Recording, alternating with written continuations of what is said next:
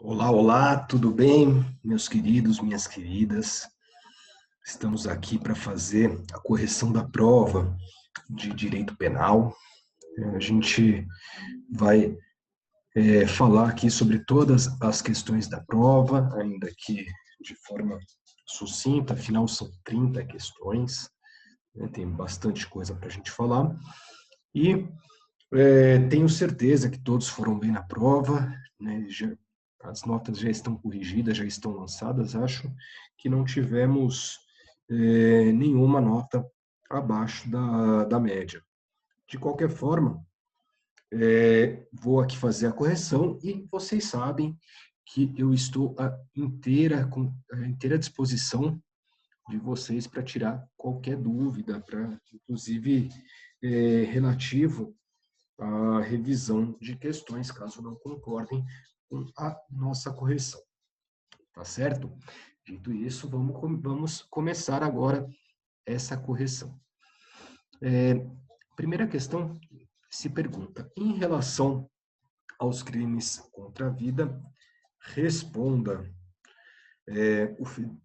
A resposta correta é que o feminicídio, que é previsto no artigo 121, parágrafo 2º, inciso 4 do Código de Processo Penal, exige que o crime seja praticado contra uma mulher por razões da condição de sexo feminino envolvendo violência doméstica ou familiar ou menosprezo da discriminação à condição de mulher. Então, o que acontece? O feminicídio não basta apenas que a vítima seja do sexo feminino.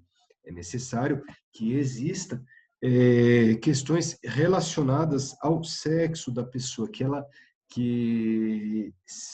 o motivo do crime se dê em decorrência do sexo feminino da vítima, né, ou por conta de violência doméstica, ou porque o autor, de alguma forma, acredita que a mulher teria menos direito do que o homem, certo? Vamos seguir aqui. Na questão 2, é um probleminha. Paloma, sob efeito de estado puerperal, logo após o parto, durante a madrugada, vai ao berçário, onde acredita encontrar seu filho recém-nascido, e o sufoca até a morte, retornando ao local de origem sem ser notada. No dia seguinte, foi descoberta a morte da criança e, pelo circuito interno do hospital, é verificado que Paloma foi a autora do crime.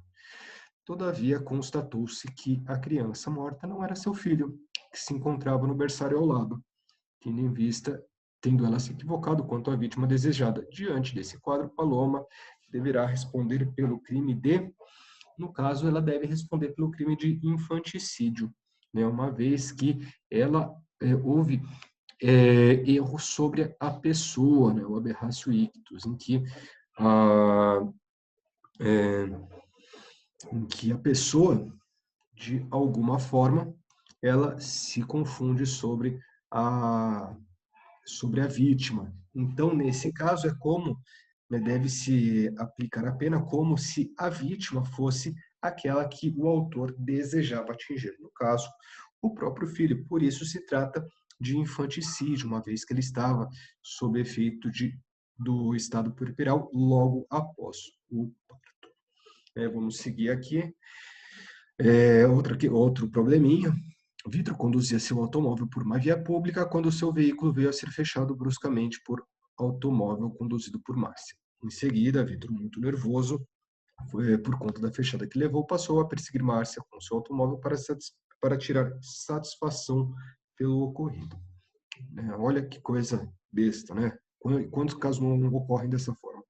Ao alcançar o veículo de Márcia, esta xingou Vitor com alguns palavrões. Ato contínuo, Vitor, que estava armado com um revólver pela qual tinha devida licença de porte de arma, disparou 5 tiros em Márcia, causando-lhe a morte instantânea.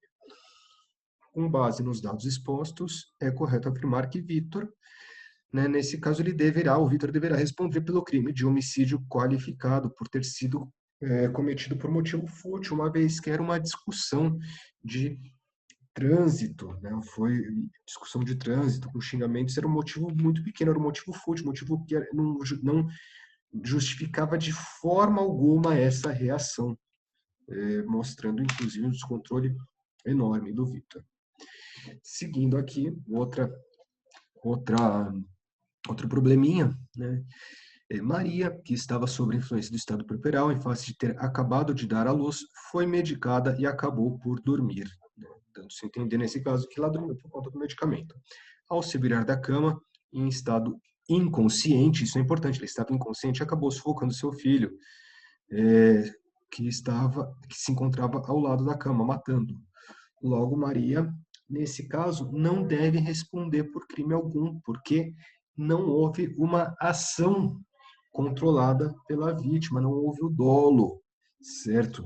Então, como também, no caso, não pode-se dizer que houve culpa, uma vez que ela estava medicada e acabou por dormir devido à medicação, né? Então, ela inconsciente não tinha qualquer controle sobre os seus atos. Nesse caso, como o fato não é ilícito, né, como não existe a ilicitude, a Maria deve ficar isenta de pena. Questão 5, outro problema, né? Tício atira de longa distância em Mévio, com a intenção de testar a eficácia do tiro da pistola que recentemente adquirira. No momento do disparo, vislumbra que Mévio, caso atingido, poderá morrer, tendo em conta o grande poder vulnerante, conforme informado pelo vendedor. Mesmo assim, aciona o gatilho, vindo o projeto atingir Mévio, que tomba morto na mata. Nessa situação, o Tício deve responder por homicídio doloso, né? Ainda que ele não tivesse a intenção de matar, ele agiu, eh, ele agiu com dolo eventual, porque ele sabia que poderia matar e mesmo assim continuou agindo. É aquela questão, haja o que houver, continuarei na minha conduta. Então, nesse caso, o Tício, ele sabia que poderia matar Mévio caso continuasse com a sua conduta, e mesmo assim atuou, de modo que deve ser imputado homicídio doloso. Questão 6. A respeito dos crimes contra a honra, esculpidos no Código Penal, assinale a alternativa correta. No caso, configura crime de calúnia imputar a alguém falsamente fato definido como crime. Então, aquele que imputa um fato definido como crime de forma sabendo que a pessoa é inocente, responde por calúnia. Outra questão aqui, outro probleminha, Jairton é negro e jogador de futebol profissional. Durante uma partida é chamado pelos torcedores do time adversário de macaco, eles são atiradas bananas no meio do gramado. Caso sejam identificados os torcedores, é correto afirmar em tese que, nesse caso, eles responderão pelo crime de injúria racial, nos termos do artigo 140, parágrafo 3º do Código Penal. Inclusive, é algo que já aconteceu lá atrás com um jogador do São Paulo, que foi chamado pelo seu oponente de macaco, né? Então, inclusive, esse jogador acabou saindo preso do estádio de sábado.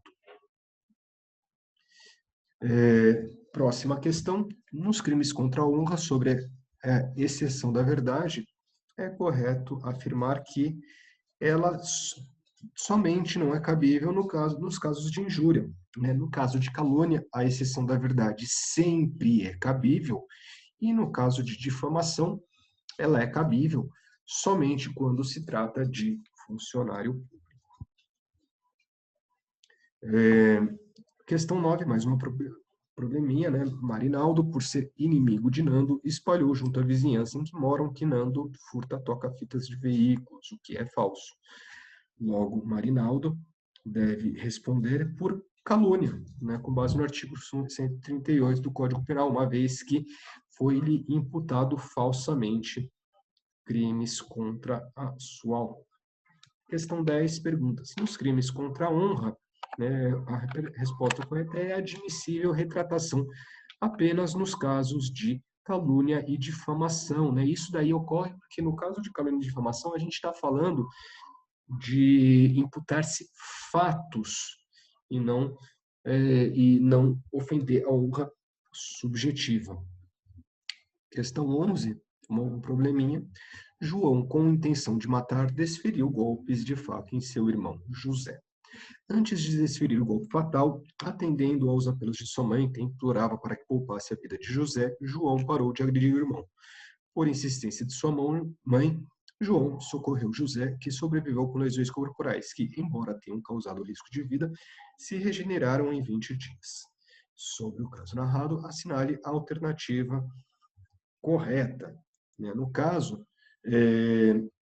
João responderá por lesões corporais em razão da desistência voluntária, né? Ele, lembrando que no caso da desistência voluntária, ele responde não pelo que ele desejava, mas pelo resultado que foi causado, né? Sendo que a desistência voluntária, ela não está, ela não necessita que seja tomada por uma vontade interna do agente. Ela pode se dar por conta de um fator externo, né? Nesse caso da insistência da mãe. A mãe ela não impediu, ela apenas insistia que o João parasse com os atos que estava praticando, né? Assim como não foi ela que socorreu, mas foi o próprio irmão que socorreu, ainda que por insistência da própria mãe. Questão 12 pergunta se a lesão corporal se enquadra nas hipóteses expressas no artigo 129, parágrafo 2º do Código Penal, doutrinariamente denominada a vítima, se ocorrer, no caso, enfermidade incurável, quando a pessoa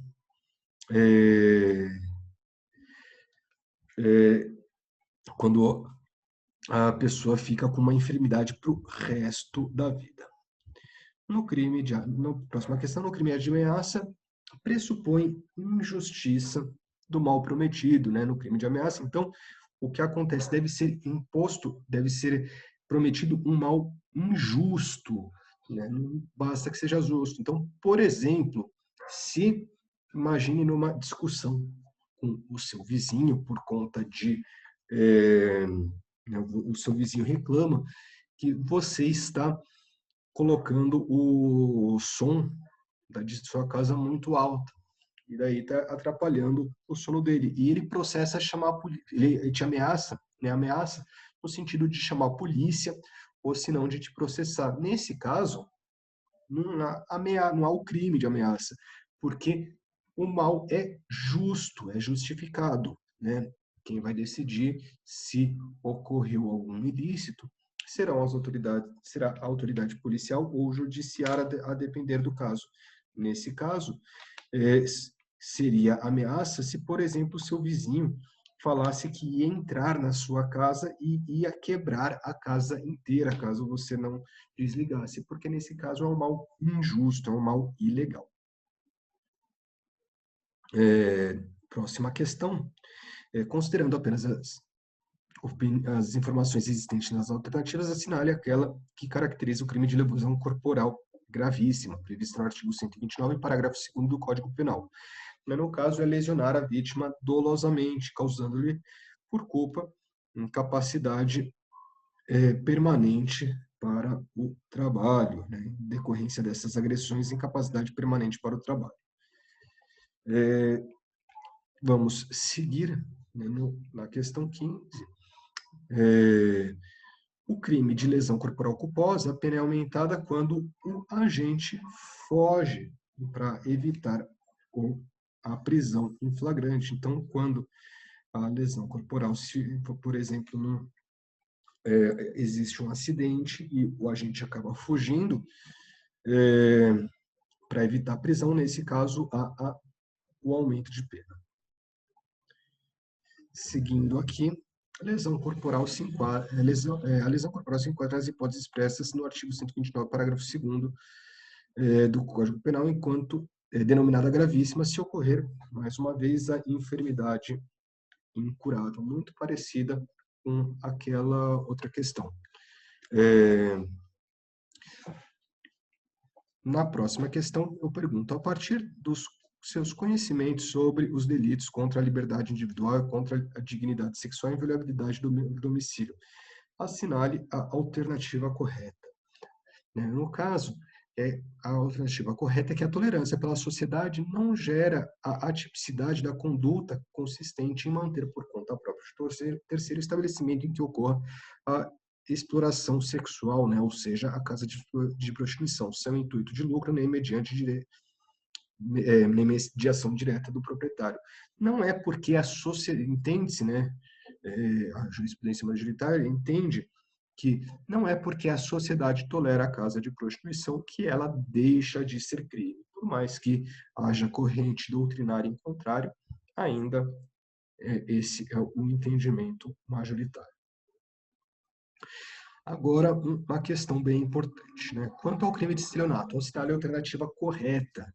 Nesse caso, a alternativa correta trata-se de crime de ação penal pública condicionada à representação do ofendido. Aliás, isso daqui é uma mudança trazida pelo pacote anticrime. É por isso que eu fiz questão de colocar aqui na prova. Inclusive, ressaltei isso na aula, porque foi uma mudança importante e agora no crime de estelionato é necessário a representação para que seja feita a prisão do ofendido. Próxima questão é um probleminha. Joaquim, com o intuito de fornecer energia elétrica a seu pequeno ponto comercial, situado em via pública, efetuou uma ligação clandestina no poste de energia elétrica próximo ao seu estabelecimento. Durante 2 anos, ele utilizou a energia elétrica dessa fonte sem qualquer registro ou pagamento real do consumo. Em fiscalização foi constatada a prática de crime e antes do recebimento da denúncia, Joaquim quitou o valor da dívida apurado pela companhia de energia elétrica. Nesse caso, a alternativa correta é que ele praticou o crime de furto mediante fraude, cuja pena não foi extinta pela punibilidade do pagamento de débito, apesar do fato dessa circunstância poder ser utilizada por caracterizar arrependimento posterior. Vamos seguir aqui. Nos crimes contra o patrimônio, é isento de pena quem comete o crime de furto em prejuízo do cônjuge, desde que na constância da sociedade conjugal. Isso decorre do fato de que, no crime de furto, é como se os bens eles pertencessem às duas pessoas, né? Tanto ao marido quanto à esposa. Vamos seguir aqui. O indivíduo que subtrai para si coisa alheia móvel, a saber, R$1.000 de um caixa de supermercado que estava fechado à noite, responde pelo crime de furto, né? Uma vez que não houve violência ou grave ameaça. Seguindo aqui, pessoal, vamos para a próxima alternativa, né? Pergunta-se a respeito do crime de furto, pode-se afirmar que a energia elétrica, bem como qualquer outra coisa corpórea ou incorpórea que tenha valoração econômica, pode ser objeto de furto, né? Questão 23. De acordo com o Código de Processo, de acordo com o Código Penal, é correto afirmar sobre o crime de roubo que, no roubo, a grave ameaça ou crime. No roubo, a grave ameaça ou emprego de violência deve ser causado contra a pessoa, exatamente, tem que ser causado contra a pessoa, não basta que seja causado nessa violência contra algum objeto. Seguindo aqui, né, mais um probleminha. Mauro e Fernando, mediante emprego de simulacro de arma de fogo, abordam o casal Paulo e Luciana, que conversa na porta de caixa eletrônico. Após anunciarem assalto, subtraíram os relógios de cada uma das vítimas, bem como a bolsa de Lúcia e a mochila de Paulo. Empreenderam os agentes fuga de imediato, vindo a ser presos 30 minutos após os fatos, tendo em vista que os policiais saíram à procura dos agentes a partir da descrição de das características pelas vítimas. Diante desse quadro fático, o Ministério Público deverá denunciar Mauro e Fernando pela prática de 2 crimes de roubo majorados pelo concurso de agentes e consumados, uma vez que os objetos saíram da esfera de vigilância das vítimas. Vamos seguir aqui. No que diz respeito ao crime de roubo, previsto no artigo 157 e seus parágrafos do Código Penal, assinale a alternativa correta. O roubo impróprio ocorre quando o agente emprega violência ou depois de efetivada a subtração para assegurar a impunidade do crime ou a detenção de coisa, né? O roubo impróprio é quando a violência ou grave ameaça não é feita para subtrair o objeto, mas sim para garantir a impunidade. Vamos aqui para a próxima pergunta, que é subtrair coisa alheia móvel para si ou para outra, mediante grave ameaça ou violência à pessoa, ou depois de havê-lo por qualquer meio reduzido à impossibilidade de resistência, caracteriza crime de roubo, né, segundo o Código de Processo Penal. Vamos aqui para a próxima pergunta. Em relação ao crime de estupro de vulnerável, entende-se que, daí a resposta é a irrelevância do consentimento da vítima para a prática de ato, bem como a experiência sexual anterior à existência de relacionamento amoroso, ou seja, caso a pessoa seja menor de 14 anos, a violência é presumida, né? Não deve, a violência é presumida, sendo que o agente deve responder mesmo que a pessoa, né, que a pessoa com quem ele praticou o crime de estupro de vulnerável, a vítima tenha consentido ou que ela já tenha tido experiências sexuais anteriores. Vamos aqui no caso de aborto, indica as hipóteses em que ele é permitido, né? O aborto ele é permitido quando há gravidez resultante de estupro, né? Por quê? Porque nesse caso a mulher estaria, ela não pode carregar durante 9 meses, depois para a vida toda, uma lembrança, né? A lembrança daquele crime do qual ela foi vítima. Seria uma segunda vulneração da vítima. A próxima pergunta, nossa penúltima pergunta, com relação ao crime de estupro, considera-se vulnerável a vítima, no caso, a vítima mentalmente enferma, sem que ela tenha discernimento para o ato sexual. E, por último, né, a última questão, deverá responder pelo crime de assédio sexual aquele empregado que constrange funcionário a conceder favorecimento sexual, valendo-se de sua condição hierárquica. Então, é aquela pessoa que fala, olha, ou você sai comigo, realiza um ato sexual comigo, ou eu vou te demitir, ou se não troca o ato sexual por por uma promoção, por exemplo. Nesse caso, há justamente o crime de assédio sexual. Pessoal, feita a correção, gostaria de agradecer a todos aí pelo nosso semestre. Foi muito gostoso, foi muito importante estar com vocês. Espero que tenha sido tão proveitoso para vocês quanto foi para mim. Pessoal, um forte abraço e espero que estejamos juntos no semestre que vem. Tchau!